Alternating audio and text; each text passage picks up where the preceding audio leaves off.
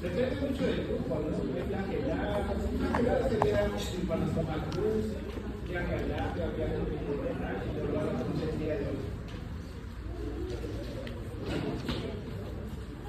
Sin embargo, chicos, ¿qué es lo que va a suceder el día de hoy? Tengan en cuenta que con relación a los protousuarios es un grupo bastante diversificado, son casi 70.000 especies, las que han sido descritas. Creo que en nuestra ocasión, en la parte médica, vamos a abordar algunas de esas, justamente sobre este grupo de embarazo. Como ya un poco el parte de unas compañeras, de qué van a caracterizar los protousuarios, van a ser organismos unicelulares o eucarióticos. Sobre la locomoción, igual como ustedes han mencionado, hace poco qué culturas podrían ser utilizadas, pero recuerden que ellas son células vivas y que van a realizar unas actividades fisiológicas dentro de lo que es la alimentación. Y pongan la atención para poder avanzar, si no, ver mucha intervención aquí. La alimentación es igual, la reproducción. ¿Cómo se reproducen los protozoarios? Organismos, principalmente de forma sexual, ¿no? Pero hay algunos grupos que justamente ustedes van a conocer el día de hoy que pueden resultar tanto reproducción asexual como sexual.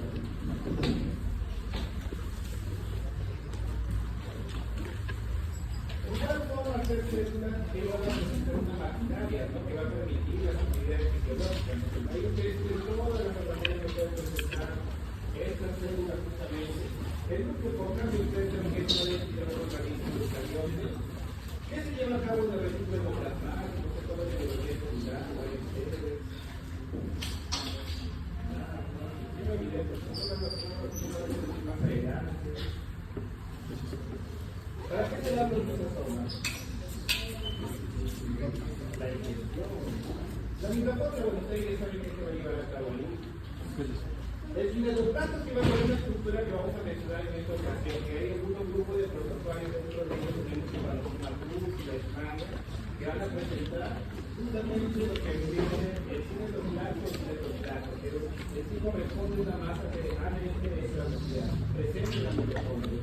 De los microtúbulos es lo que va a permitir la conformación de los esqueletos, pero tengan en cuenta que también va a constituir, en ese caso, estructura de locomoción, ¿no? Lo que son los flagelos, los cilios, entre otros.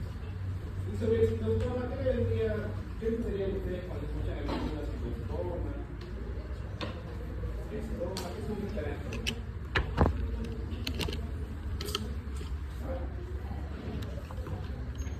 Estomatología, ¿qué es la estomatología? La boca, en este caso la boca celular, y eso por lo menos ustedes van a poder apreciarlo en la lámina de Palantinum coli. Ustedes han conocido a alguno de ustedes Palantinum coli, ¿no? Han llevado su práctica hace poco. Cuando han visto al parásito, ¿cómo van a saber que se trata del propósito de Palantinum coli? ¿Qué estructura va a ser la más importante? El macronúcleo. Aunque si ustedes ponen con cuidado el micromédico, van a detectar que parece como una pequeña abertura en forma de V. ¿Qué correspondería al citostoma? Estos términos sí van a ser muy importantes porque van a ser mencionados en varios ejemplos del día de hoy, lo que es el trofozoito. El trofozoito va a ser la forma activa del protozoario, mayormente, es la que se va a alimentar, se va a movilizar, e inclusive se va a reproducir. En el caso de Giardia larga y Giardia duodenalis, se va a movilizar justamente mediante cuatro pares de flagelos. En el caso del Campylobacter y ameba, ¿cómo se moviliza una ameba? ¿Qué forma para poder locomovernos? Sí, sería en el caso de Palantinum coli. Pero aquí hay una imagen muy importante que inclusive lo van a repetir más adelante, de formar una úlcera que podría llevar a cabo justamente el parásito del tamaño historífico. Pero ustedes están viendo de que ha invadido ya a nivel de la mucosa intestinal, ¿no? Entonces, ¿cuál es el término que va a poder hacer eso? Invadir el tejido, porque se invadió justamente, se está reproduciendo, está multiplicando en esta ocasión.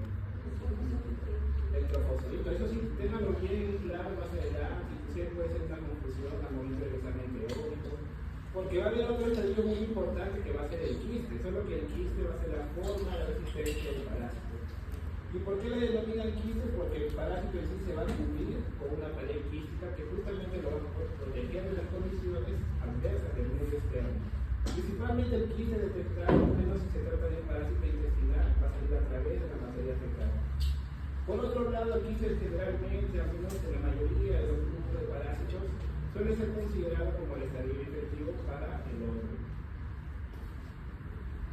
Hay otros estadios que pueden presentar los protozoarios, sí, dependiendo claramente del grupo que estemos abordando, ¿no? Al menos en especies de tipo apicomplexa, ellos pueden generar la formación de gametos, una célula que va a ser la célula reproductiva masculina y la célula reproductiva femenina, y al final estas se van a fusionar, permitiendo así la reproducción sexual.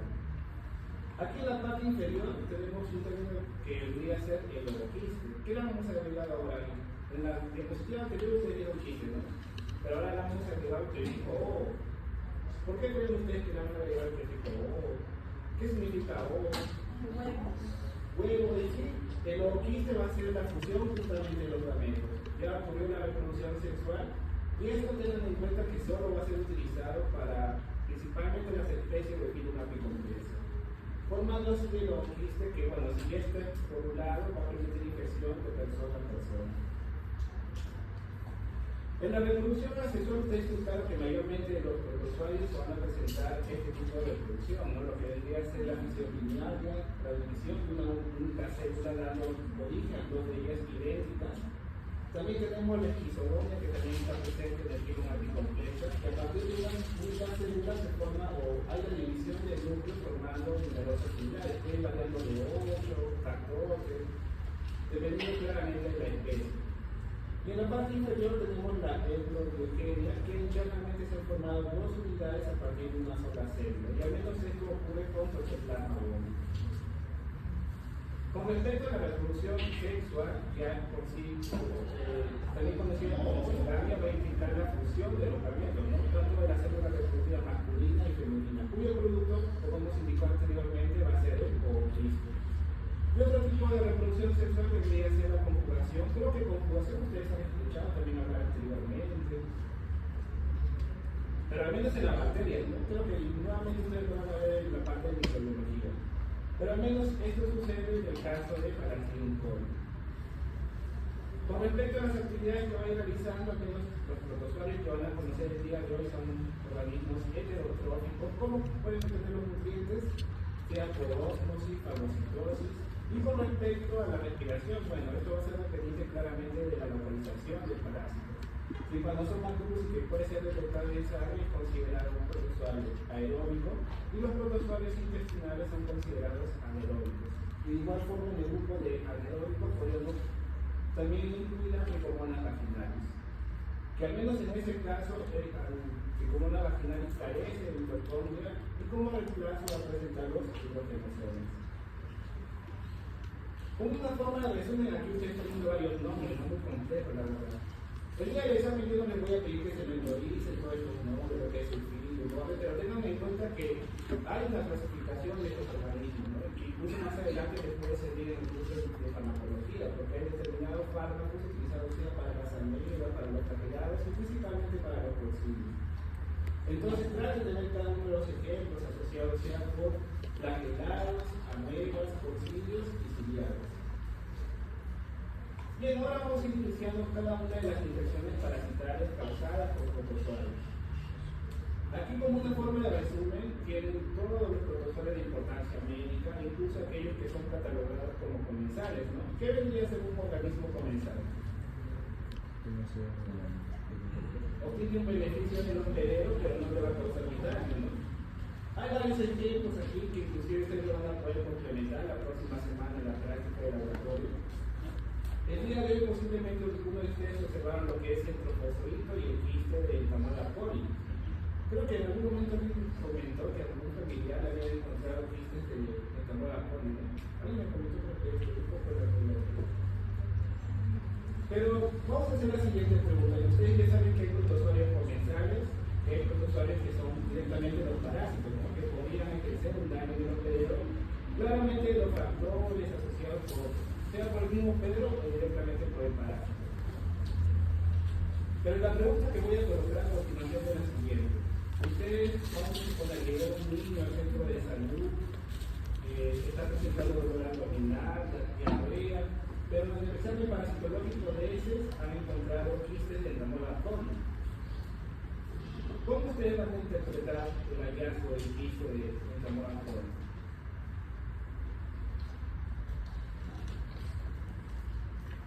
¿Qué se le viene a la mente?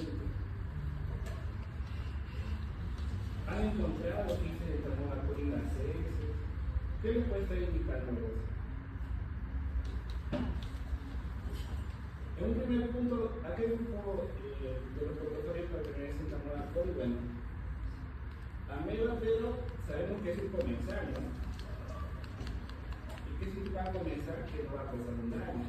Entonces, ¿ustedes cómo lo van a interpretar? No, que se ha contaminado la muestra también. Perros técnicos de laboratorio, se echan la culpa. ¿Qué ustedes podrían entender de encontrar quistes de Entamoeba coli en una persona que está presentando dolor abdominal? ¿Quién sabe diarrea? ¿Qué se le viene a la mente? Se alimenta de microbiota. Se alimenta el microbiota. ¿Qué quiere decir con eso?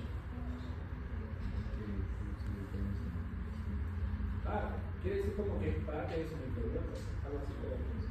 Pero recuerden que ustedes también me diferencian lo que es flora intestinal con lo que son los protozoarios, al menos en esta ocasión, ¿no? ¿Cómo creen que ingresó Entamoeba coli? Y oral. Entonces, ¿qué puede haber sucedido? Que esta persona ha ingerido alimentos contaminados que no es un protozoario directamente, no es el que le está causando el daño, las manifestaciones. Puede estar asociado a otro agente infeccioso, que es una bacteria, tal vez un virus. Pero justamente la forma de interpretar es decir, la persona está consumiendo alimentos contaminados. Ha ocurrido una contaminación que está justamente de estos alimentos. Entonces, el correo comensal, a pesar de que no tiene una importancia clínica, sí se puede interpretar que hay una contaminación fecal justamente de los alimentos que está consumiendo la persona. La primera infección parasitaria tenemos ameliasis, que es causada por Entamoeba histolytica.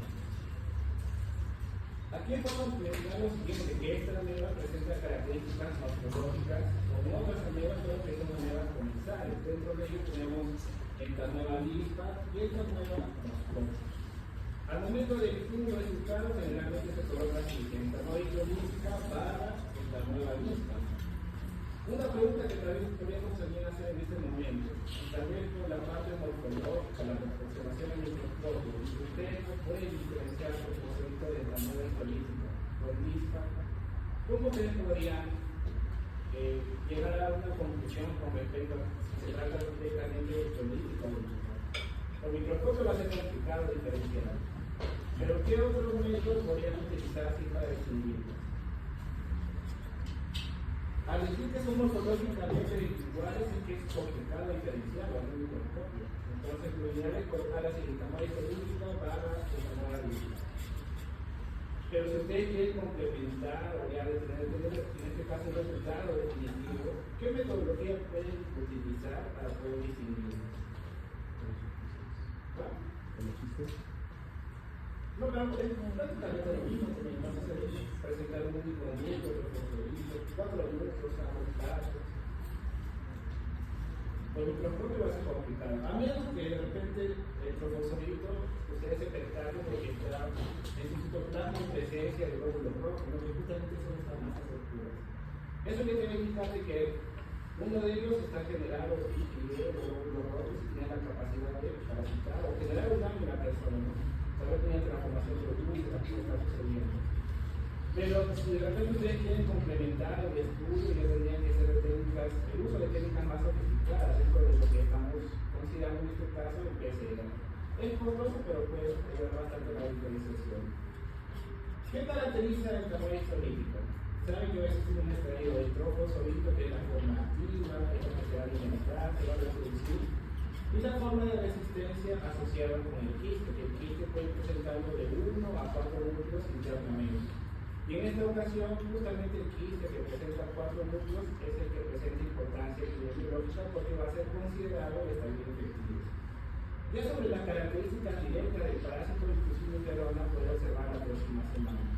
Pero también debe de que presenta al menos el estadio trofosfolito en un núcleo Y tienes que observar con detalle la configuración de lo que es el callosoma y la cromatina que está dentro de la membrana hídrica.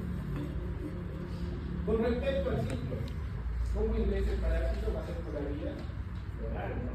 Asociado con ingesta de agua, alimentos contaminados, puede ser verdura, fruta, tal vez. Pero aquí también vamos a ver como mecanismo de transmisión lo siguiente: de repente es una persona que esté infectada, esté eliminando los quistes del parásito, y si no tiene una buena higiene, no se lava las manos, no puede defecar, puede pasar a otra persona libre del parásito, sea en una misma familia o en una comunidad.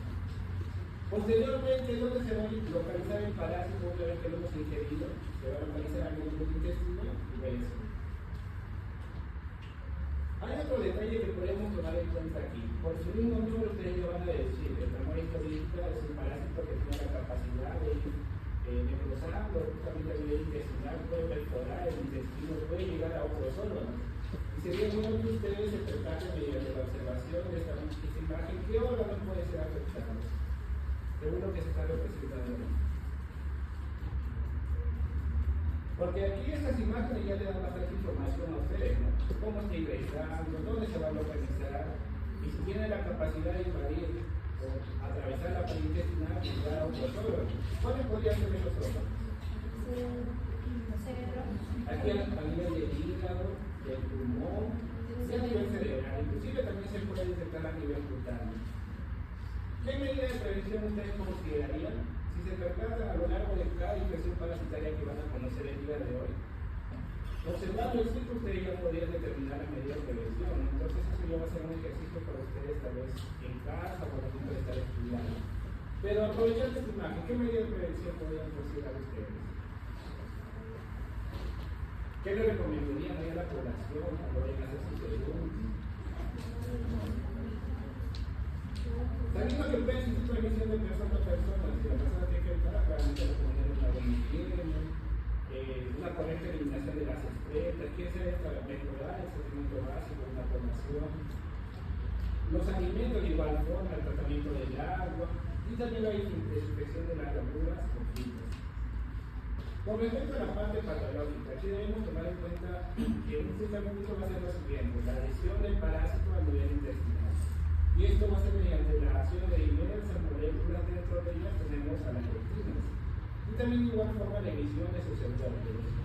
Por otro lado, este parásito tiene la capacidad de sintetizar péptidos que tienen la actividad de sumergirse en la membrana de células del intestino y posteriormente las van a destruir mediante un choque osmótico. De igual forma vamos a agregar otras moléculas. Dentro de ellas también podríamos mencionar a la colesterasa, la proteasa, que van a degradar el medio extracelular. Como resultado, ¿qué es lo que va a suceder? Reclutamiento de diversas células de respuesta del sistema inmunológico que van a generar una reacción inflamatoria a nivel del tejido intestinal. Y aquí la imagen, nuevamente por la visión un poco más agrandada, está representando la invasión del parásito, ¿no? Se adhirió a nivel de la mucosa. ¿A dónde llegó aquí? A nivel de la... ¿Qué sería aquí lo que se está representando? Histología, llevado. ¿Están llevando ahorita histología de tiempo? ¿Eso no está llevando? Ah, ya. Bueno, mucosa, pero hay algo sí muy importante ser mencionado en esta imagen. El parásito al inicio tiene un poco de dificultad de adherirse a nivel de la mucosa intestinal. E inclusive ustedes ven cómo se da el proceso de invasión al inicio, ¿no? Es bastante corto el daño que ha generado, pero una vez que llega la submucosa, ¿cómo está la lesión? ¿Qué sucede? Presenta un mayor tamaño. Entonces, aquí al inicio el parásito está tratando de avanzar en una única dirección. Pero una vez está a nivel de la submucosa, se amplía su desarrollo, su multiplicación, inclusive yendo de un lado a otro. Y eso es bien característico del proceso de invasión de Plasmodium histolytica, que es conocido la formación de una úlcera en botón de camisa, también le llaman cuello de botella. Dentro de las manifestaciones, bueno, esto claramente va a depender de la virulencia del parásito, del número de crisis inclusive que haya consumido la persona, y mayormente las personas suelen presentar un cuadro asintomático. Como están viendo aquí, abarca casi el 90% de los casos. Pero hay un detalle con respecto a esta información, que eso es muy relevante desde el punto de vista epidemiológico, porque ellos van a ser considerados como portadores de parásitos. ¿Y por qué creen ustedes que le van a dar una importancia epidemiológica a esas personas? ¿Qué va a suceder? ¿Qué puede implicar que haya tantas personas infectadas por parásitos pero no presentando manifestaciones? ¿Qué creen ustedes? Que no tenemos precaución para no... Podría ocurrir una diseminación, no se tiene una buena higiene, tienen un diseño de las especies, de forma incorrecta. Pero si hay un daño, en esta ocasión va a generar una inflamación. Acá dice colitis no disentérica. ¿Qué significa disentería? En algunos de ustedes han escuchado hablar por ahí, les han comentado. Va a corresponder a lo siguiente. Aquí en la imagen, ustedes están viendo que se ha formado una úlcera, ¿no? Este día está abierto. Y si ustedes ven que se puede dar la formación de varias úlceras a nivel del intestino grueso, ¿qué aspecto podría tener la muestra de eso? ¿Qué podría haber las heces?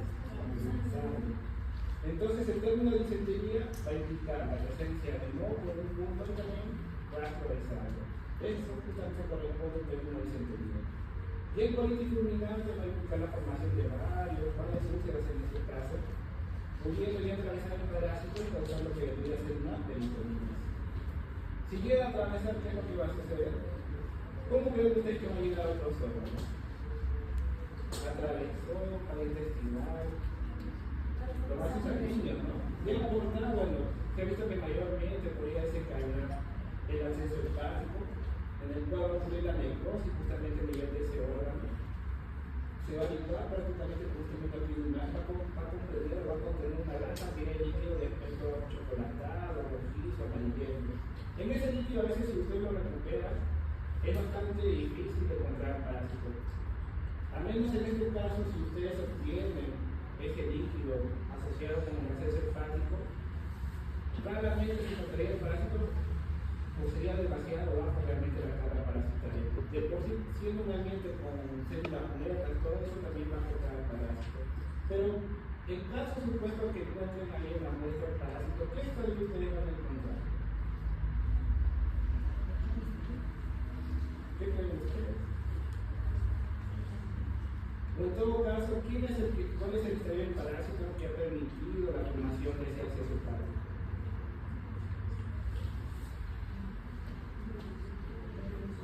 Eso también puede ser pregunta de examen biológico. Le pueden confundir con algún tipo.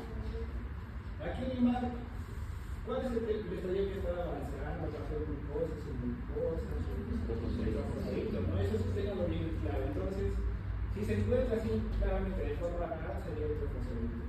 El quiste, recuerden que es el que va a presentar una pared quística y que principalmente va a ser detectado las heces al momento de que es el cruzado de por sí el parásito, pero principalmente lo encuentran en muestras de este tipo pastosa o dura. ¿Qué podría estar asociado con el acceso hepático, lo que es la manifestación de fiebre, sudoración profusa y también la leucocitosis? Hemos indicado que hay otros órganos que pueden verse implicados con la presencia de parásitos, y en este caso consideramos el nivel pulmonar, también se ha mencionado a nivel del corazón y el acceso cerebral. Y aquí una imagen como están viendo lesiones a nivel cutáneo, que de igual forma llevan por la vía sanguínea. Pero tengan en cuenta que esto no es tan característico, ¿no? Porque ustedes ven una lesión cutánea, ustedes pueden considerar un sinnúmero de agentes infecciosos, ¿no? Pero en este caso ustedes también deben incluir en esa lista, dependiendo claramente del comportamiento de la persona, hay una mala histolítica.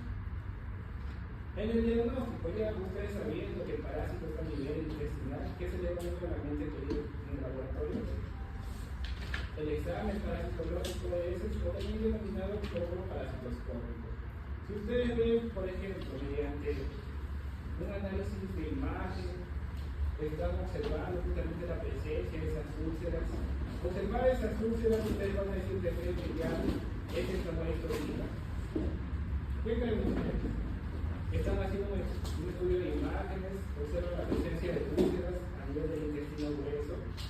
Ustedes ya de frente van a decir, hayan infectado con candida política. ¿Qué creen ustedes?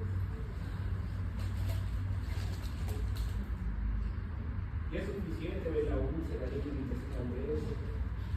No, porque hay niveles infecciosos que también podrían desencadenar la formación de úlceras. Más adelante van a haber otros parásitos que también pueden inducir la formación de úlceras al nivel del intestino grueso. Pero aprovechando que están haciendo un estudio de imagen, ahí se puede solicitar una muestra, ¿no?, de biopsia a través de cortes histológicos. Ustedes observarían la presencia de un fosfolito del parásito.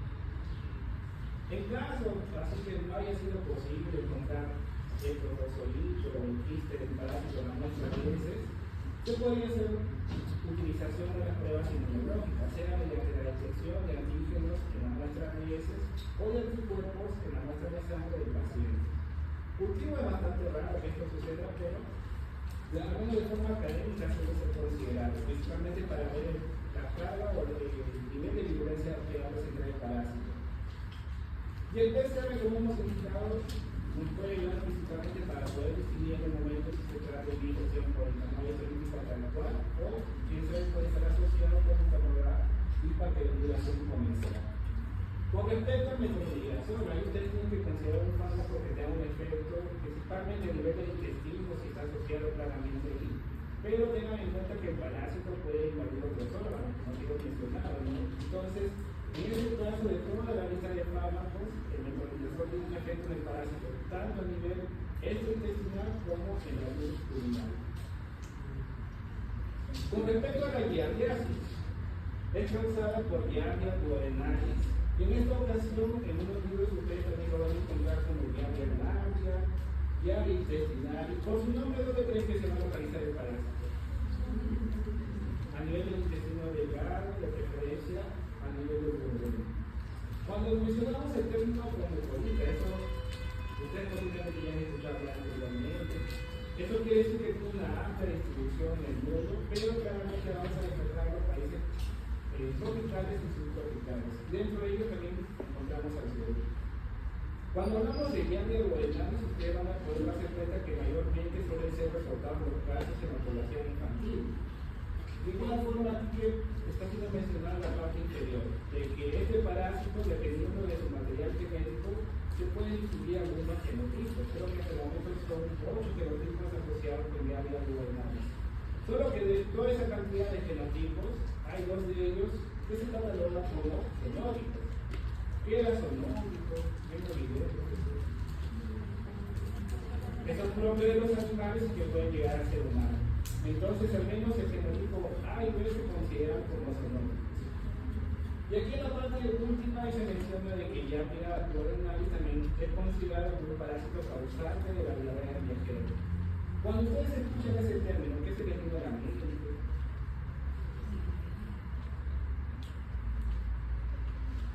Ustedes cuando viajan al interior del país, quién sabe, ¿qué hacen ahí? ¿De dónde toman agua? ¿De dónde prefieren tomar agua? Agua embotellada, ¿no? Hasta creo que ese comportamiento ustedes habrán observado en los barrios turísticos aquí en Lima, que los mismos turistas que hacen, prefieren cargar sus botellones, porque ¿qué es lo que sucede con personas que no son propias de un área que presentan lo que es giardia duodenalis como un parásito endémico? Posiblemente ellos no van a presentar anticuerpos que permitan combatir a la parasitosis, ¿no? Principalmente los turistas que no son propios de esta zona, que podrían ver de forma severa o afectados de forma severa de esta parasitosis. Con la parte morfológica, este parásito va a presentar también el estadio de trofozoito y quiste. El trofozoito se caracteriza por presentar 4 pares de flagelos, 2 núcleos. Esta barra que ve en la parte intermedia se considera el axoncito, que vendría a ser prácticamente como la columna del parásito. Es bastante llamativa la morfología, ustedes lo van a ver la próxima semana. Y al costado tenemos el quiste que también puede presentarlo de 1 a 4 núcleos, pero bien, aún es posible observar la presencia del axoncito.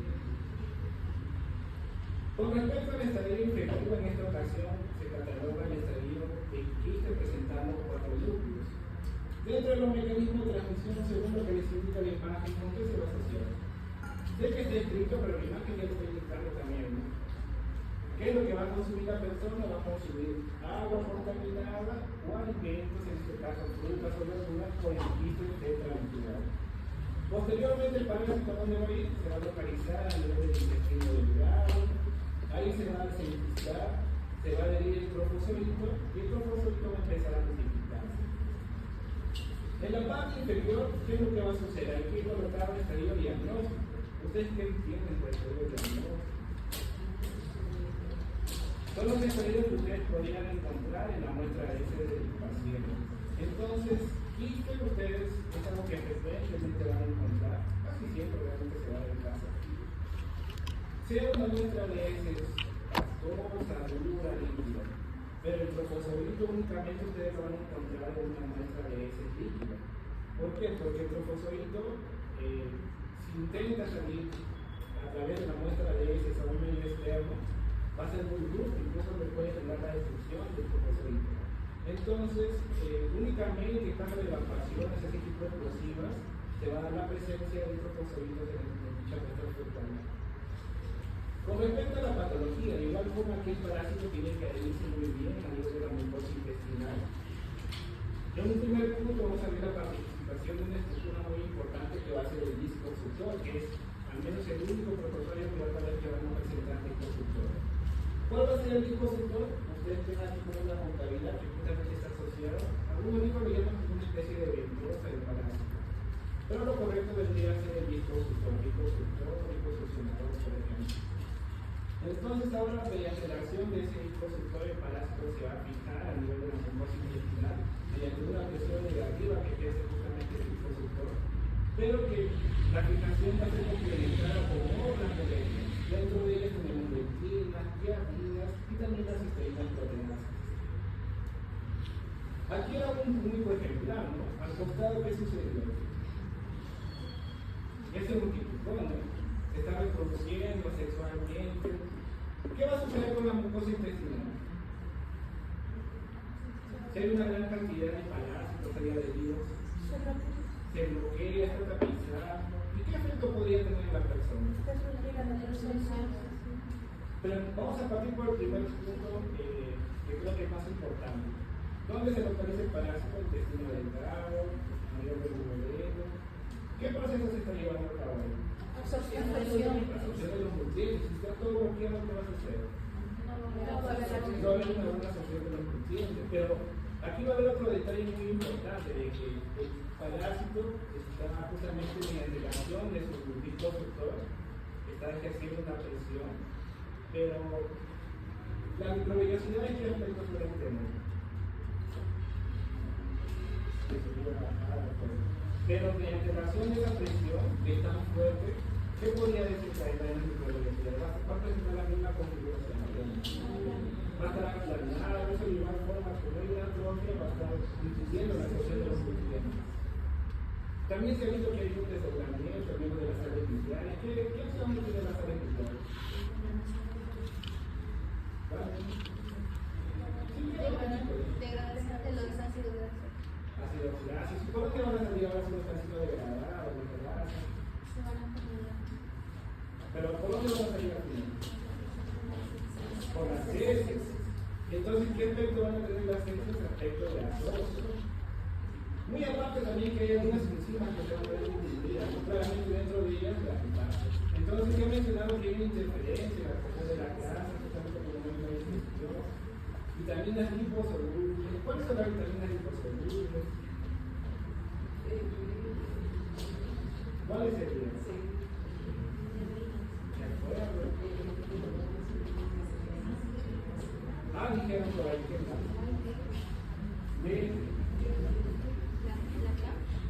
Claro, me falta uno. Exacto. Y la L. Miren que recordando esto porque más adelante lo van a necesitar con preguntas ustedes. Cuando lleguen al hospital lo van a desmovilizar. Bien, entonces dentro de lo que están las manifestaciones clínicas, aquí va a ser dependiente de la cantidad de quistes que hay ingerido la persona, también de la virulencia, del genotipo, del parásito. En la fase aguda, bueno, en esta ocasión va a generar una inflamación asociada al intestino delgado. Esteatopea es justamente el término que hemos descrito anteriormente. La persona está eliminando las heces, pero heces de coloración amarillenta con aspecto grasosos. Entonces, esa palabra si tenganlo ahí bien arriba, esteatopea, ¿qué significa? Heces con aspecto grasoso. generalmente de tipo amarillento. En la fase aguda de igual forma se puede presentar cualquier dolor abdominal, náuseas, vómitos. En los niños, así de forma ocasional, puede presentar una serenidad. Claramente va a depender del estado nutricional que presente. Pero esto va a ser mucho más frecuente reportado en los turistas en esta ocasión. Hay deposiciones que pueden ser numerosas a lo largo de la semana. Con respecto a la fase crónica, ¿qué podría ser fase crónica? ¿Qué sucede? Aquí en la duda, bueno, puede ser semanas, meses, ¿no? Pero fase crónica inclusive ya puede llegar a pasar varios años. Entonces a veces los niños están infectados, pero en esta ocasión están asintomáticos o presentan deposiciones diarreicas de forma esporádica. Y si hay una infección así bastante prolongada, y siendo justamente la población infantil, ¿qué efecto podría tener en el niño? De infección. Incluso aquí va a haber un término muy importante que es el síndrome de la absorción. En el diagnóstico, en algunos de ustedes también se han hecho ese tipo de exámenes, o han sospechado de infección por llave. Sin miedo a la sin vergüenza. Quien da su testimonio tiene punto adicional. Ahí sí hablan.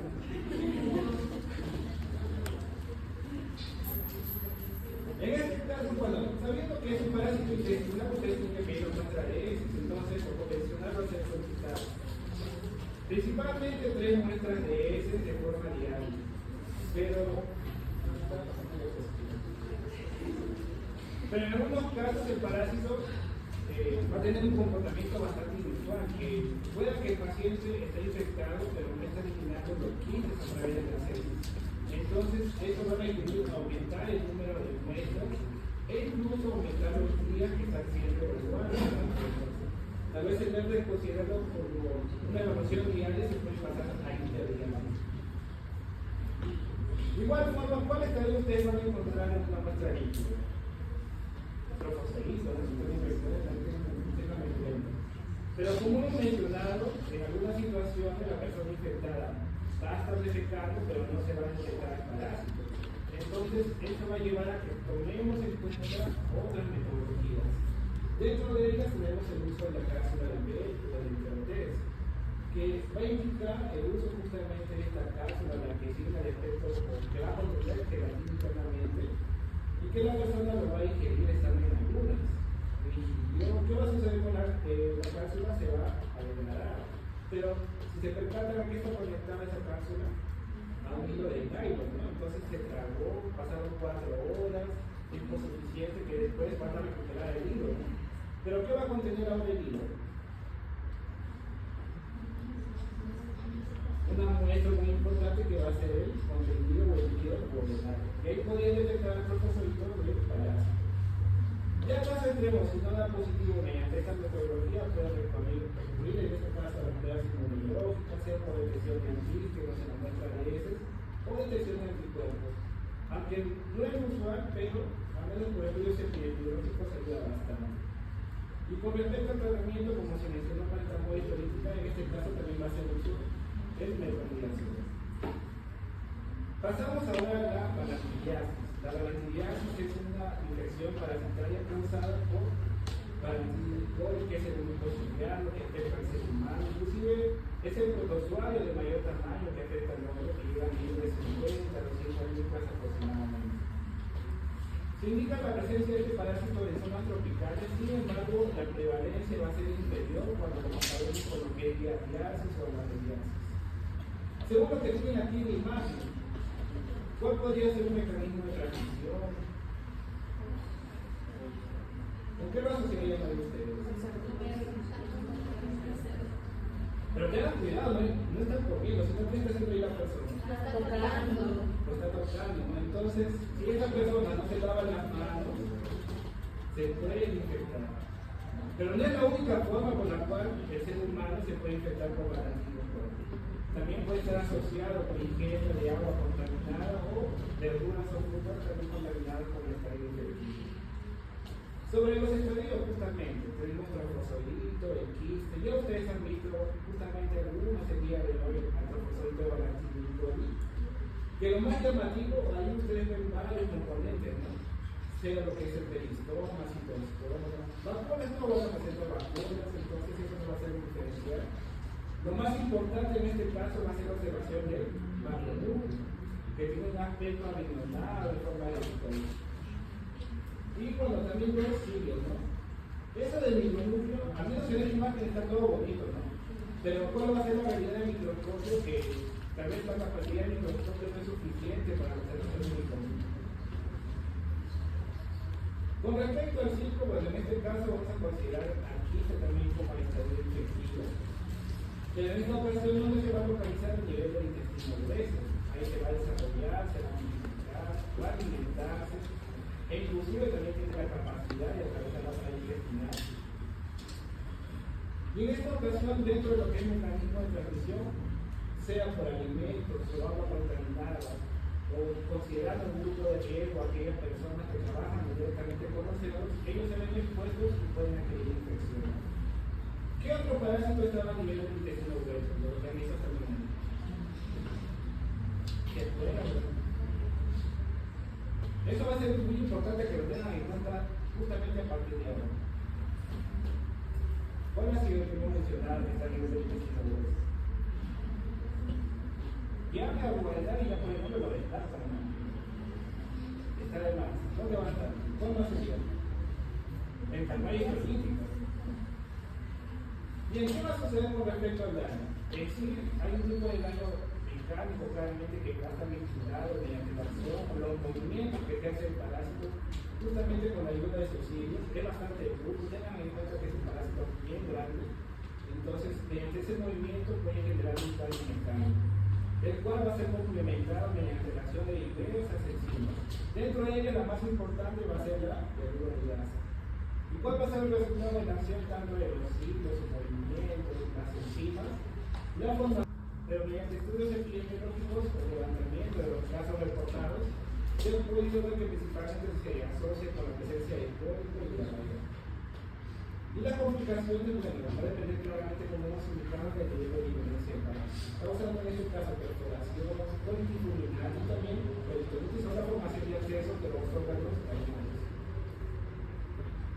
Aquí en la imagen, ¿qué estadio se estará representando mediante un informe histológico? De repente, durante este examen, ven la presencia de las úlceras y han aprovechado de sacar una biopsia, ¿no? ¿Qué es lo que se podría encontrar en la biopsia? ¿Qué estadio del parásito? El trofozoito, ¿no? Porque recuerden que es el que tiene la capacidad de en el diagnóstico es bastante fácil la identificación de Balaclava. Inclusive ya con ese ustedes determinarían que se trata del trofozoito del parásito, ya que es bastante grande. Pero como hemos indicado, en caso de causar disentería, ustedes deben al menos tomar en cuenta un diagnóstico diferencial. Esto quiere decir que van a hacer una lista de candidatos, posibles candidatos que están causando la disentería. Dentro de ellos, la lactimumori, pero también tenemos el traumatis trombolytica, el picocefalosis causado por un hemato y también otros agentes infecciosos, ¿no? Porque al final no son los únicos que van a causar la formación de úlceras. Entonces pueden hacer una bacteria, otra vez una enfermedad crónica. Pero el estudio de imágenes, la observación de las úlceras no va a ser suficiente, ¿no? Al final ustedes sí o sí tienen que detectar un parásito o observarlo en microscopio.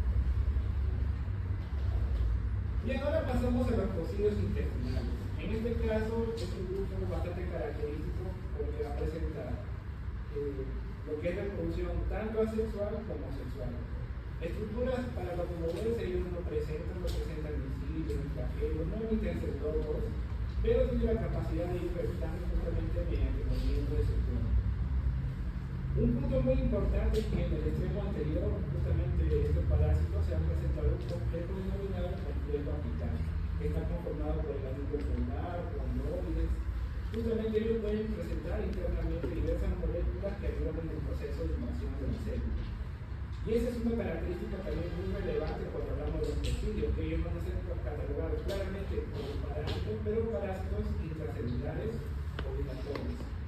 En el caso de enfermedades hidrolítica, de balanquillo, de diarrea, ¿cuál era la localización del parásito con referencia a los enterocitos?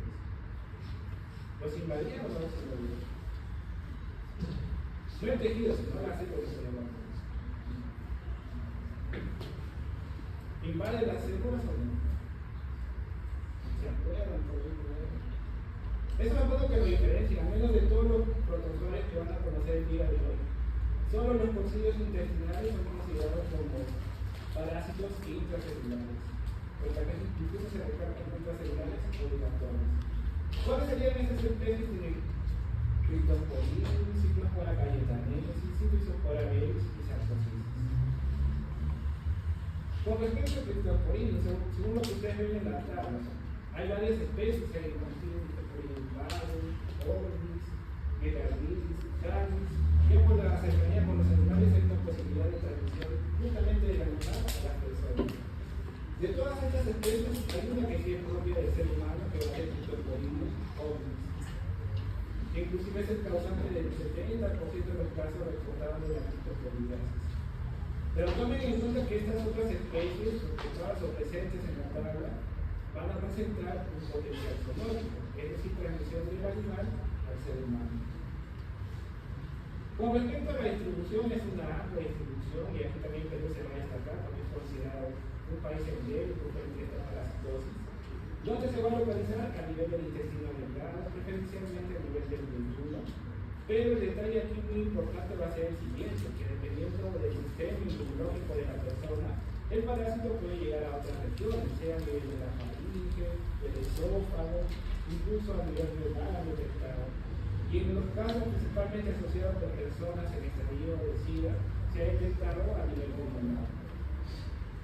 También, como se describe en esta ocasión, es causante de la enfermedad de asquero, y de igual forma también lo vamos a incluir dentro de los últimos de los tantos causantes de síndrome neonatal.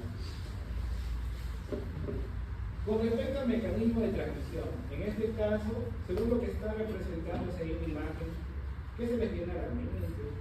No es el único mecanismo, ahí creo que se les pasó por alto, pero ¿cuál va a ser el principal mecanismo asociado con la infección por Cryptosporin? La ingesta de agua conteniendo el orquídeo, ¿no? Eso va a ser muy importante. La carga de esto, si no, yo lo he colocado como un referencial, no es necesario que se lo memoricen en este momento, pero eso solo indica de que hay una determinada cantidad de orquídeos que la persona necesita ingerir para el establecimiento de la parasitosis a nivel del intestino. Pero aquí está bastante simplificado, ¿no? Ingiere agua, por el orquídeo, se desarrolla a nivel del intestino delgado. ¿Por dónde van a salir los orquídeos? Con las heces. Y un detalle es que ese orquídeo es bastante pequeño, mide de 4 a 6 micras. Incluso a veces en laboratorios, si no hacen uso de las coloraciones adecuadas para el diagnóstico, puede pasar desapercibido. Pero aquí se complica la vida, ¿no? ¿Qué está sucediendo ahora? La persona ingirió el orquídeo, pero en ese orquídeo había unas unidades que se llamaban los esporocitos. Aquí, por ejemplo, se representaba el orquídeo, una estructura esférica, que presenta unidades, 4 unidades denominadas los esporocitos. ¿Qué van a hacer esos esporocitos? Según lo que se tiene aquí en la imagen, se adhiere al nivel de la mucosa intestinal, pero recuerden que ellos necesitan ingresar en la célula, ¿no? Porque ellos son parásitos intracelulares obligatorios. Entonces ingresó, se formó una vacuola parasitósula, y ahora el parásito empezó a desarrollarse un poco más. Y al inicio va a empezar a reproducirse de forma asexual por esquizogomas, formando merote tipo 1. Y los productos, en este caso de la reproducción asexual, van a ser numerosos merozoitos. Estos merozoitos tienen dos caminos: o volver a hacer el ciclo de reproducción asexual por esquizogonia, o pasar ahora al merote de tipo 2. Cuando llega al merote de tipo 2 también se forman merozoitos de tipo 2 en este caso, pero la particularidad de esos merozoitos es que se van a diferenciar en gametos. Y la finalidad de esos gametos, ¿cuál va a ser? Reproducirse ahora, pero de forma sexual.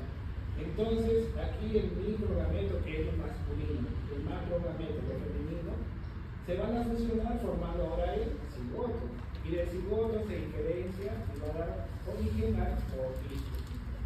Pero aquí nuevamente el parásito quiere complicar la vida a los estudiantes de medicina, ¿no? ¿Qué está haciendo el parásito? Está siguiendo dos caminos. ¿Qué es lo que va a suceder? Va a haber formación de dos tipos de orquídeo. Un orquídeo de pared gruesa, Mayormente, casi el 80% de los orquídeas van a presentar pared gruesa, pero hay un 20% que van a presentar pared delgada. ¿Cuáles son los que van a salir por la materia fecal? ¿Cuáles creen ustedes que pueden resistir las condiciones del medio externo? Lo de pared gruesa. Lo de pared delgada, siendo una pared delgada, ¿qué va a suceder? ¿Qué es lo que podría suceder? Se va a romper fácilmente, ¿no? Pero tengan bien presente lo siguiente, de que estos orquídeas que se han formado ya han desarrollado internamente los esporocitos. Eso quiere decir que son orquídeas que son infectivos. Y si se rompió la pared, en este caso de los orquídeas de pared delgada, ¿qué va a desencadenar? Por ejemplo, aquí de los orquídeas se liberaron los esporocitos. ¿Qué van a hacer estos esporocitos? Van a volver a infectar las células, ¿no? Entonces va a aumentar la carga parasitaria y todo eso es conocido como autoinfección, pero en este caso autoinfección interna, si es que el quiste de pared delgada se rompe estando a nivel del intestino delgado. Pero ¿qué sucedería si esta persona está infectada y no se lava las manos? Está eliminando los orquídeos, se corta la cabeza, todo. No se lavan las manos, no tiene los higiene. También se va a autoinfectar, pero de forma externa. Medidas de prevención, ¿cuáles podrían considerar ustedes? Higiene para evitar la autoinfección, tanto interna, bueno, principalmente en este caso la externa. Mismo que estaba asociado con el consumo de agua, entonces tratamiento correcto del agua, desinfección de los alimentos y todo eso. Entonces, en el daño, ustedes han visto cómo es que se da la invasión del parásito. El parásito se adhiere, se empieza a desarrollar, a reproducir asexualmente, hasta dar la formación por último mediante la reproducción sexual de los orquídeas. Pero el detalle aquí es, a tomar en cuenta es la siguiente, que este parásito, para que salga de la célula, recuerden que ellos son intracelulares, ellos necesitan torcer la célula. ¿Qué va a suceder con la mucosa intestinal? ¿Qué tipo de convierte? Que constante ruptura de la célula, de los erocitos, va a estar atrofiada en esta ocasión. Hay otro punto que estoy olvidando mencionar. Aquí en la imagen, el parásito muchas veces da la apariencia de estar fuera de la célula. Recuerden que es intracelular, pero por los cortes psicológicos, inclusive tienen unas estructuras esféricas. Cada uno de ellos es el parásito. Muchos piensan que está fuera, pero realmente el parásito tiene una localización intracelular, pero extracitoplasmática. Por eso es un tema bien claro, que quede bien definido para ustedes. Como producto también hay una respuesta inflamatoria exacerbada y que puede estar asociada con una diarrea del tipo 1. Dentro de las manifestaciones, ¿qué es lo que va a suceder? En este caso va a ser dependiente de la respuesta inmune de la persona. Si tiene un buen sistema inmunológico, va a poder contrarrestar la presencia del parásito. Es autolimitante, puede durar a través de 2 o 4 semanas, pero en algunos casos se puede exacerbar, ¿no? Aumentando el número de evacuaciones que puede llegar a 10, inclusive un día.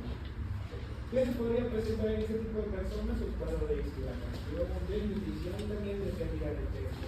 Y entre otros, asociado al dolor abdominal, fiebre, cefalea y vómito. Pero de toda la población que se ha visto, sean niños, adultos, principalmente los niños, son afectados por cuadros severos por la criptocoidiasis. En inmunodeficientes, aquí vamos a ver una exacerbación. ¿Qué creen ustedes que está llevando a cabo ese aumento del parásito en la persona? En inmunodeficiente. Muy aparte de la respuesta inmune. ¿Se acuerdan de esta parte? La autoinfección, ¿no? Porque siendo un inmunocompetente va a poder contrarrestar el parásito, ¿no? Pero el parásito en este caso, inmunodeficiente, no se ve la acción del sistema inmunológico, te va a sentir libre para poder desarrollarse y luego aún mediante la presentación de la autoinfección. Entonces, en ese caso podría presentar ya sea una diarrea crónica, el paciente va a estar totalmente debilitado, puede llevarle a cabo también un síndrome de mala absorción, aunque no es tan frecuente, pero puede ser presentado, y presentar en esta ocasión un choque hipovolémico hasta causarle la muerte. Y en algunos pacientes, principalmente estando en la fase de SIDA, se puede dar la presencia del parásito a nivel pulmonar causándoles neumonía.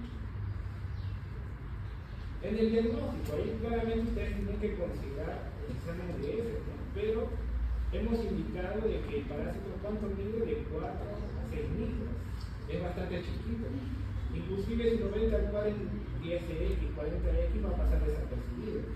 Lo pueden confundir con una levadura, lo pueden confundir con una gota de grasa, y para ello va a ser necesario algunas tinciones muy importantes para el diagnóstico.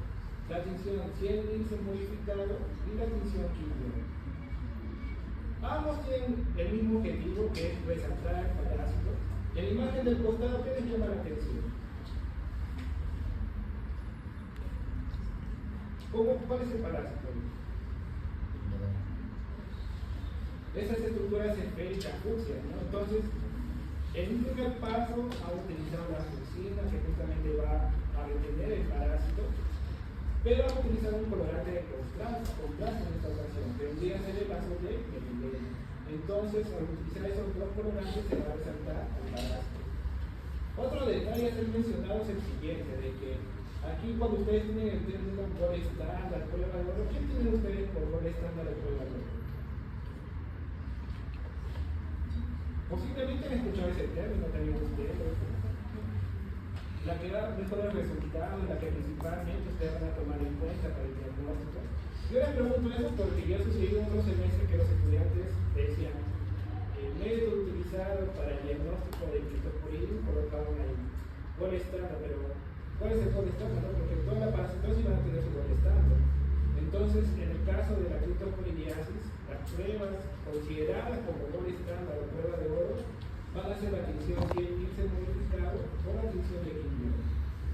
En caso supuesto que no hayan sido detectados los zooquistes, esto puede ser complementado con pruebas inmunológicas, sea mediante la detección de antígeno del parásito en la muestra de heces, detección de anticuerpos en la muestra sanguínea, o también mediante el uso de ELISA o ninguna presencia indirecta. El PCR, bueno, es bastante caro, sí, pero nos podría dar al menos una idea si el parásito que está asociado con infección en la persona es propia del hombre, como Cryptosporidium hominis, o de repente se trata de una especie zoonótica. De lo que es la medida de prevención ya está llamando, pero sí que ustedes lo pueden deducir, tratamiento del agua, desinfección de los alimentos. La última imagen ya ustedes saben que está transmitiendo, que es tal vez tener una buena higiene después del contacto con los animales. Hay varios animales en los cuales se ha detectado la presencia de quistes de Cryptosporidium. Con relación al tratamiento, ¿qué es lo que va a suceder? Aquí en la imagen ustedes observan al parásito dentro de la célula, entonces ya tiene una protección, no frente al tratamiento, pero va a presentar una segunda etapa. Cuando el parásito ingresa mediante la formación de una vacuola parasitófora, que lo está protegiendo prácticamente. Entonces tiene la vacuola parasitófora y encima también tiene la membrana de la célula ya afectada con una segunda barrera de protección. Y eso es lo que realmente complica mucho el tratamiento. Sin embargo, de todos los fármacos existentes, de ellos se ha visto que las nitazoxanidas son las que presentan mejores efectos y en caso que esta no presente un buen resultado, puede ser complementada con el uso de la paramedicina. Pasamos ahora a ciclosporiasis, que es causada por Cyclospora cayetanensis. ¿Hay escuchado Cyclospora cayetanensis? ¿Con qué lo asocian ustedes? Con sus rivales posiblemente de clase más adelante. Este parásito fue descrito justamente por investigadores de la Universidad Cayetana de Lleida. ¿Quién sabe a futuro alguno de ustedes pueda describir un parásito? No pongan ahí el nombre de la boca. Ahí me llaman también si me encuentro. Pero ¿qué es lo que va a suceder? Al menos el parásito fue descrito en el año de 1994, pero mediante estudios epidemiológicos se ha podido ver que el parásito estaba mucho más presente incluso en años anteriores al año que fue descrito. El término endémico, ¿qué es un efecto endémico?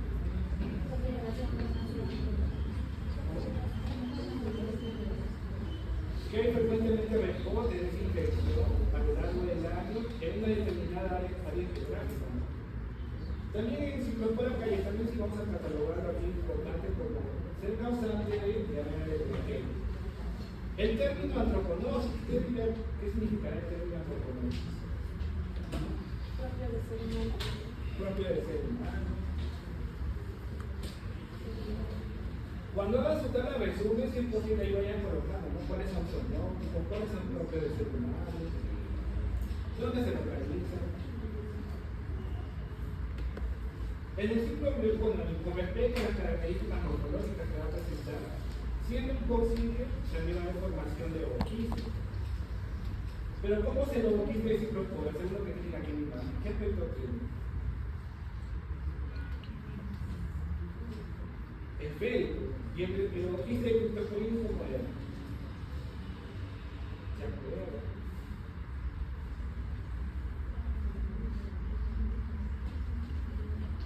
¿Qué aspecto tiene aquí? También va a ser esférico. ¿Cómo lo van a diferenciar cuando vean el microscopio? Puede servir, pero el detalle es que las estructuras que presenta internamente mediante el uso del microscopio óptico no van a ser de todo diferenciadas. ¿Qué creen ustedes? Inclusive va a ser un criterio que van a tomar en cuenta el día del examen práctico, ya que hay láminas de los parásitos. ¿Cómo lo van a poder diferenciar? ¿Qué creen ustedes? El color del fondo, profesor. ¿Qué es lo que hacen todos los semestres seguramente? Pero más adelante tengan en cuenta lo siguiente, de que los ooquistes de estos parásitos, los tamaños van a ser diferentes. De Cryptosporidium es de 4 a 6 millas y de Cyclospora cayetanensis es casi el doble, de 8 a 10 millas. Otro punto a tomar en cuenta es que los ooquistes que elimina una persona infectada por Cyclospora cayetanensis va a ser en este caso un ooquiste considerado como inmaduro. Esto quiere decir que todavía no es infectado. En el medio extremo, con algunas condiciones ambientales, claramente se va a ir desarrollando hasta pasar al estadio de ooquiste maduro o descolgado.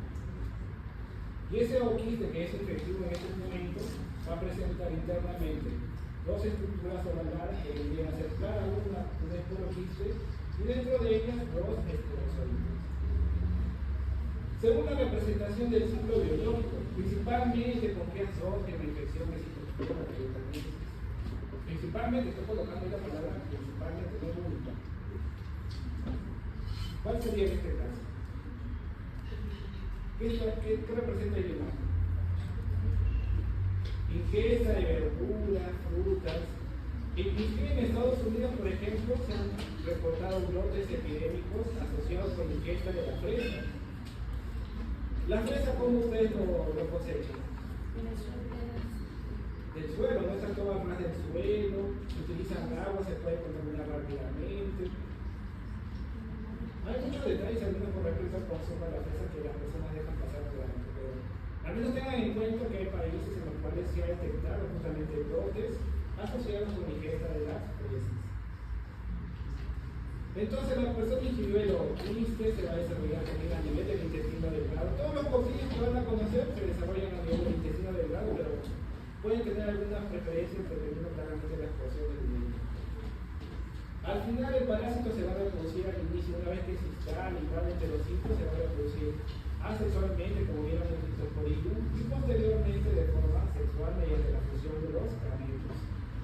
Solo un punto a tomar en cuenta que en Cryptosporidium habíamos indicado que el parásito se localiza intracelularmente, pero extracitoplasmático. En el caso de Cyclospora cayetanensis va a ser intracelular, pero directamente citoplasmático. En el diagnóstico, de igual forma, hemos mencionado que los ooquistes únicamente son diferenciables en base al tamaño. Hay otras que ustedes pero van a ver en la parte práctica, pero el tamaño es fundamental para poder distinguirlos. Y para poder resaltarlos en la muestra de heces, ustedes tienen que considerar la adquisición y el índice modificado o también la adquisición biológica.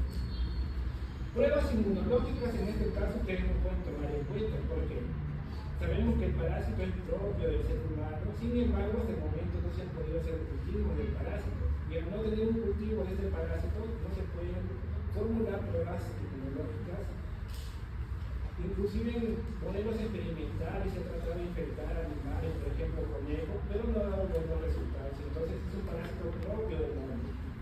¿Qué características tal vez complementarias podríamos utilizar para el diagnóstico? Dependiendo claramente si tienen los equipos necesarios, ¿no? Lo que debería ser una característica importante asociada a la cayetanesis, que es la autofluorescencia, dependiendo claramente si tiene un microscopio que permita la observación de esa propiedad, podríamos intentar aclarar así. El PCR, bueno, también nos va a ayudar a distinguir. Y la estimulación en sí, tengan en cuenta que lo que elimina a la persona todavía no es infectivo, ¿no? Hay transmisión de persona a persona, así que no se lava la mano a una persona. ¿Qué tenemos que ver? Se incorpora en el sabiendo que el boquiste todavía no es infectivo para hacerlo con las heces. ¿Hay transmisión de persona a persona? No. Entonces, el criptosporidium sí es criptosporidium, el boquiste sale infectivo. En ciclopora no. En ciclopora, estos boquistes que salen por la materia fecal se podrían recuperar y posteriormente someterlas a un proceso de esterilización, en el cual van a entrar justamente sumergidas en formato de potasio y se podría dar la formación de las estructuras internas. Y ahí sí se les podría diferenciar. Pero tal cual se observa en la materia fecal es bastante complicado definirlo así a simple vista o al momento del boquiste criptosporidium. Sapo tienen ahí un ocular, una reglita que les permite diferenciar.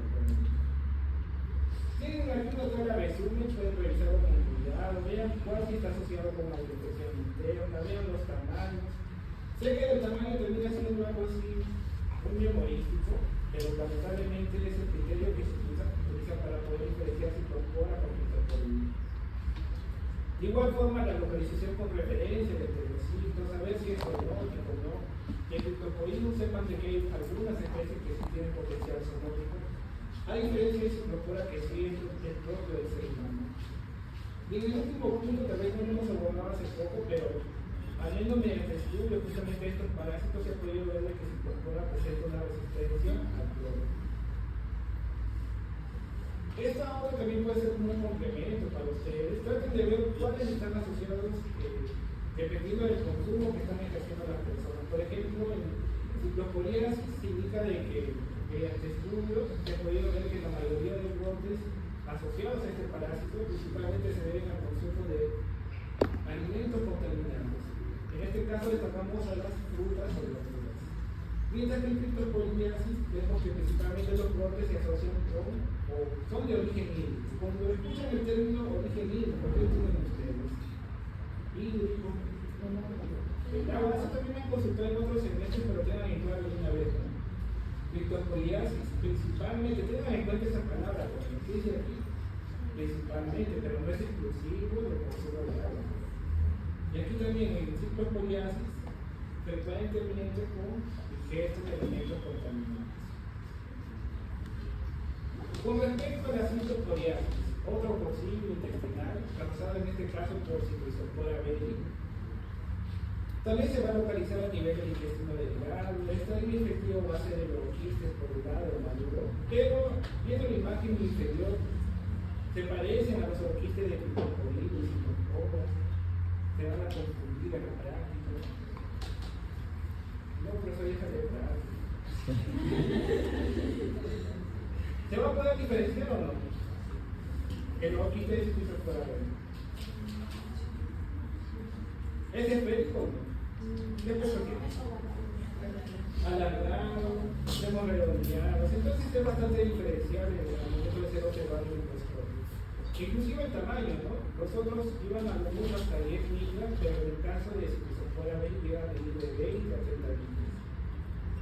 El detalle también a tomar en consideración vendría a ser que la persona infectada con este parásito no va a eliminar los quistes infectivos, ellos son todavía quistes inmaduros. Recién en el medio externo van a explorar, se tornan infectivos, pudiendo recién llegar al ser humano. Pero la característica del quiste maduro va a ser la siguiente: va a presentar dos masas redondeadas que vendrían a ser los esporoquistes, e internamente van a presentar, cada esporoquiste presenta 4 esporozoides. Sobre el desarrollo es prácticamente lo que hemos ejemplificado para criptosporidium. Hay una invasión del heterocito, se reproduce asexualmente, posteriormente de forma asexual, permitiendo el origen de los quistes, pero recuerden que son quistes aún maduros. Dentro de las manifestaciones, porque se le da una importancia al estudio de Ciclospora belli, al menos en este caso, he visto principalmente asociado con personas que están infectadas con VIH o se encuentran en fase lesiva. Aquí en Perú, principalmente mediante controles que se hacen a estos pacientes, se ha podido detectar la presencia de parásitos. En algunos casos lo catalogan así como un parásito oportunista debido al debilitamiento de la respuesta inmunitaria. El daño que podría ejercer, hemos indicado que el parásito es a nivel del intestino delgado, pero si hay una alta multiplicación puede llegar a invadir el intestino grueso. De igual forma, según estudios epidemiológicos, se ha visto que puede estar asociado con una hipereosinofilia. Este criterio sí va a ser muy importante tomar en cuenta el momento del diagnóstico, ver el conteo justamente de los eosinófilos. Con respecto al diagnóstico, chicos, sabiendo que es un posible de diferencial de lo que es el ciclospora va a ser rápidamente identificado al momento de la observación del microscopio. Pero hay casos extremos que de repente el laboratorista o la parte médica no conoce bien al parásito, no tiene la rapidez de identificarlo, y ahí tal vez se podría recurrir a la coloración de un índice modificado o embriónico. Con respecto a la observación, ahí en la misma materia fecal ustedes podrían observar la presencia de cristales de Charcot-Marie. Ustedes han escuchado ese término anteriormente.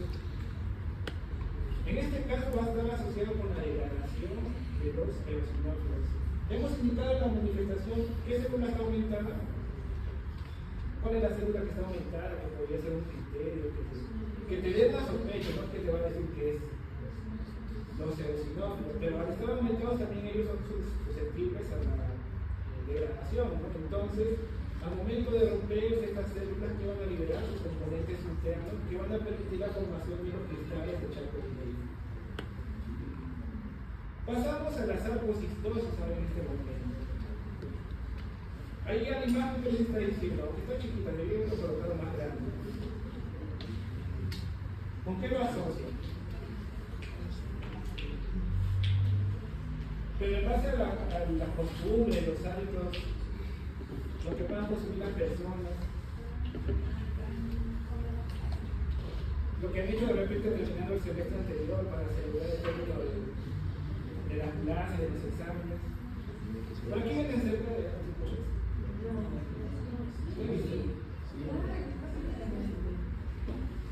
Después me vas a dar un punto de referencia. Pero ya la imagen les está dando una idea, ¿no? ¿Con qué lo asocian ahí? ¿Con qué hacen ahora los anticuchos? ¿Cómo lo preparan? Corazón, ahí van al mercado, a sus caseros. Yo les comento así que en otras universidades he visto que a veces dicen al estudiante, trae un pedazo de corazón, incluso hasta lleva el corazón completo. Y estando en fresco, vamos a detectar una gran cantidad de estadio infectivo de este parásito. Y es bastante frecuente de ser encontrado.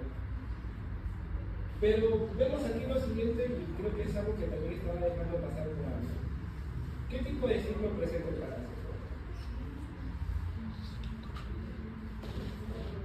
¿Se acuerdan los tipos de ciclos? Indirecto, conocido también como heteroceno, ¿no? De todos los parásitos que han conocido hasta el momento, ¿cuáles presentan ciclo heteroceno?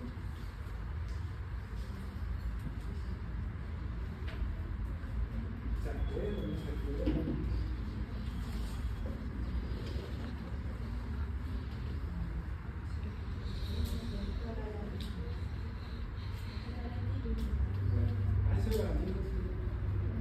A veces tendrá confusión, pero de manatí no va a ser conducémico. Ya después revisamos este punto para que no se confunda más adelante. Pero tengan presente que todos los parásitos, inclusive de toda la clase, Sarcosistis va a ser el único que va a presentar signo heteroceno. Otros varios, otro tipo de organismo. Entonces, cuando es un ciclo heteroceno, ¿qué va a suceder?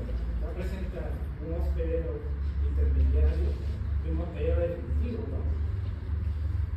En la ocasión, cuando hablamos de las especies de Sarcosistis, esto va a ser variable o dependiente de la especie que esté afectando a la persona. Aquí incluso me he preferido distinguirlo. Cuando el ser humano es un periodo definitivo, ¿qué día que no es un definitivo? ¿Qué se va a desarrollar en él? ¿Qué va a suceder? Va a ocurrir la reproducción sexual a nivel del intestino de la persona, ¿no? Y hay dos especies que podrían justamente estar asociados a la presencia de un parásito a nivel del intestino delgado. Tenemos Arcositis suisominis y Bovisominis. Suisominis es como el cerdo y Bovisominis como el vaco. No obstante, hay otras especies Arcositis que podrían generar un daño ya no a nivel intestinal, sino a nivel muscular. Y en ese caso, el ser humano actuaría como hospedero intermediario. Y eso principalmente se ha reportado en el continente asiático. Quién sabe también, hay en Perú, pero no ha sido reportado este momento, ¿no? Y en este caso tenemos Arcositis hidrenal. Y también hay otra especie que es Arcositis resistente. Pero esto realmente en este momento, aquí en Perú, como tal, no ha sido reportado. Entonces nosotros nos vamos a enfocar cuándo el ser humano es hospedero definitivo. En él se está llevando a cabo la reproducción a nivel reproducción sexual a nivel intestinal. Entonces, ¿qué ha ingerido la persona? Carne, ¿no? Entonces no se vayan a confundir con las otras parasitosis que he visto el día de hoy, que necesita la persona consumir agua, frutas, verduras contaminadas, ¿no? Otra vez asociado con infección de persona a persona. En este caso, sí o sí, tiene que darse la ingesta de carne que va a presentar el estallido efectivo del parásito, que es denominado como sarcoides. Posteriormente ingirieron ese estallido del parásito, va a llegar a nivel del intestino delgado, ahí se va a reproducir, pero en este caso de forma sexual, somos hospedero definitivo. ¿Y qué es lo que va a eliminar la persona infectada? O quistes que se caracterizan por ya ser maduros, solo que presenta una pared tan delgada que se puede romper fácilmente la pared y liberar los esporoquistes. Estas preguntas se tratan de complementar en base a lo que vamos a ver aquí en la imagen. Eso no, con eso no, usted lo considera o no, miren ustedes. Medida de prevención, ¿qué medida de prevención consideran?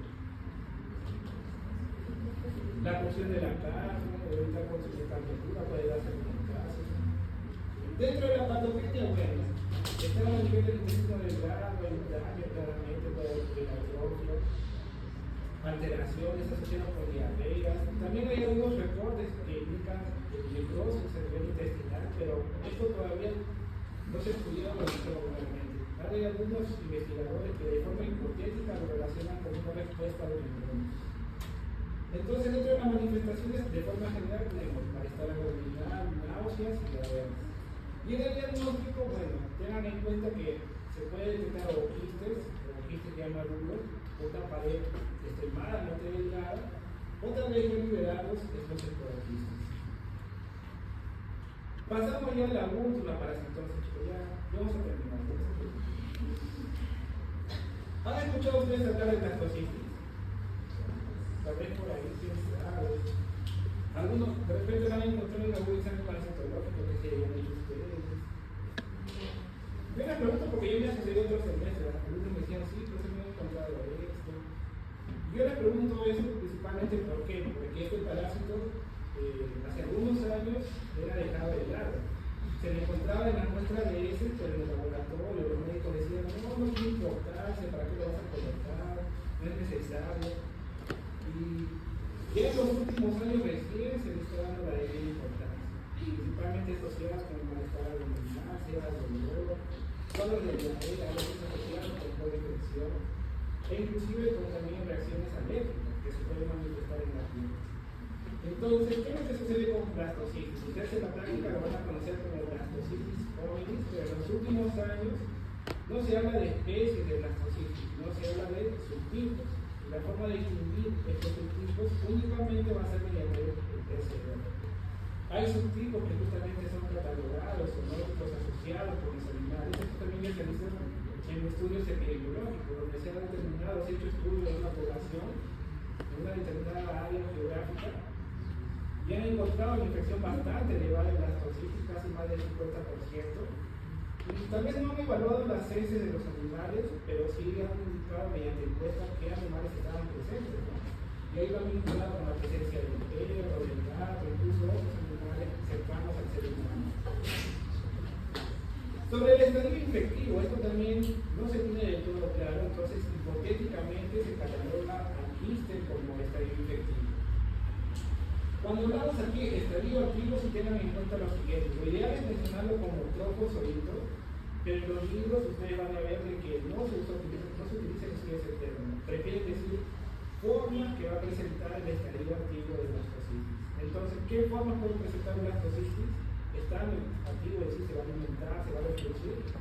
Puede presentar la forma vacular, granular, multivacular, amiloide. En sí no es una ameba, pero puede emitir en algunos casos el doble y el vacular. Y el hábitat, en esta ocasión, intestino grueso. Entonces la persona ingirió los quistes, según lo que mencionan algunos investigadores de forma hipotética, se va a desarrollar a nivel del intestino grueso. Posteriormente la persona, a través de la heces, puede eliminar las diversas formas que presenten la blastocitis, pero de todas las formas que hemos mencionado, va a haber una que va a ser muy importante, inclusive la frecuentemente detectada en las muestras de heces, que va a ser la forma vacular, que es considerado el estadio diagnóstico. Y esta forma vacular, por su mismo nombre, se caracteriza por presentar una vacuola proeminente que abarca casi un 90% del cuerpo del parásito. Y en la periferia ustedes ven unas estructuras condensadas, ¿no? Esféricas, chiquitas en esta ocasión, que vendrían a ser los núcleos del parásito, de 3 a 8 núcleos más o menos. Dentro de las manifestaciones ya hemos indicado, ¿no? Puede estar asociado con diarrea, flatulencia, dolor abdominal, casos extremos con la fiebre, más aún con infecciones. Puede también estar asociado con disentería, diarrea tal cual, en los casos agudos. Y como hemos indicado, rash cutáneo o fluido. Con respecto al tratamiento, por sí, como está siendo todavía polémica el debate, considerar los parásitos, ¿no? Ya de por sí lo consideran como parásitos, pero en la mayoría de las infecciones va a ser asintomáticas y puede ser autolimitante la presencia de parásitos. Pero dentro de los tratamientos, al menos el más utilizado vendría a ser el metronidazol. Y recuerden que cuál va a ser el estadio, la forma del parásito frecuentemente detectado va a ser la forma vacuolar. Solo voy a revisar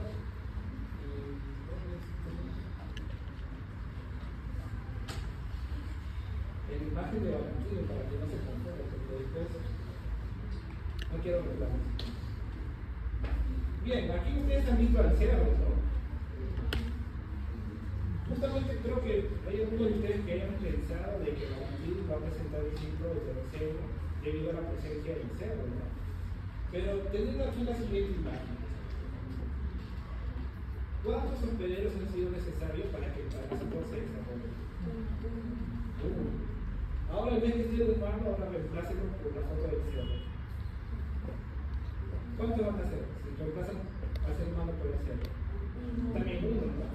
El único problema aquí va a ser el contacto con el cerdo, porque el cerdo puede actuar como reservorio del parásito.